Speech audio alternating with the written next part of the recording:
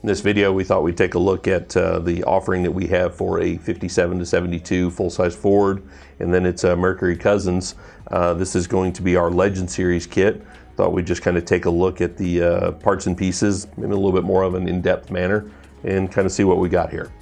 The heart of this system and what makes it so easy to install is going to be the brackets. We start out with a really nice CNC machined black anodized aluminum base bracket that attaches to the spindle directly.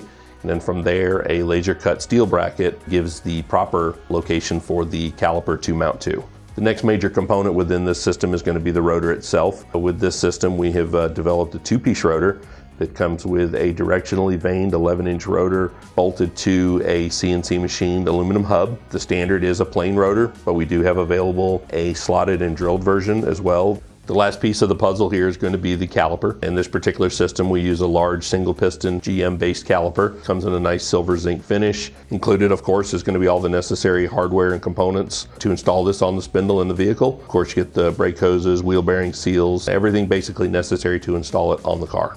Hopefully what we've shown you here today has helped you with anything that you might have questions about in our full-size Ford kit.